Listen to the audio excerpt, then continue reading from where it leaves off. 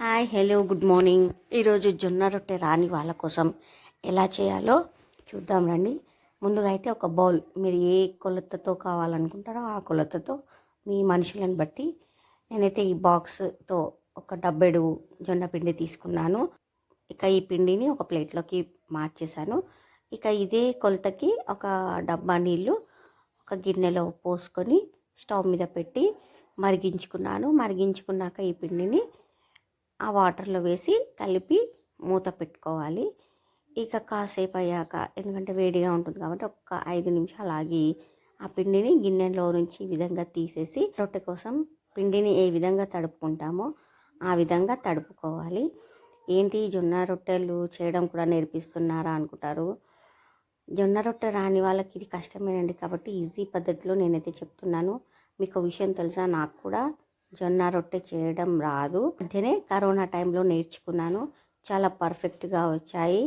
అందరూ అనుకుంటారు ఇలా చేయడం వల్ల, వేడి నీళ్ళలో వేసి చేయడం వల్ల లబ్బర్ లాగా వస్తుంది అనుకుంటారు, కానీ కాదు, పర్ఫెక్ట్గా వస్తుంది. ఇక నేనైతే ఈ విధంగా బేలన్ కట్టె తీసుకొని ఈ విధంగా బేలంతో రొట్టెనైతే చేస్తున్నాను. చూడండి ఎంత పర్ఫెక్ట్గా సన్నగా వస్తుందో. ఇక ఈ రొట్టెని ఈ విధంగా తీసి పెంచు పైకి వేసుకొని కొన్ని వాటర్ అయితే వేయాలి. వాటర్ ఎందుకు వేస్తారో నాకు తెలియదు, రొట్టె కాలడానికి అయి ఉండవచ్చు. ఇక రొట్టెను 2 వైపులా కాల్చుకొని ఇక వేడిగా మనకి ఇష్టం ఉన్న కూరతో, జొన్న రొట్టెకు ఏ కూర అయినా పర్ఫెక్ట్ అండి, చాలా బాగా వస్తుంది. అందరూ అనుకుంటారు ఇవంతా ప్రాసెస్ ఎందుకు, మిషన్ కొనుక్కోవచ్చు కదా అని. మిషన్ కొనుక్కునే స్తోమత కూడా అందరికీ ఉండదండి. కాబట్టి ఇక అలాంటి వారి కోసం అయితే నేను జొన్న రొట్టెని చేస్తున్నాను.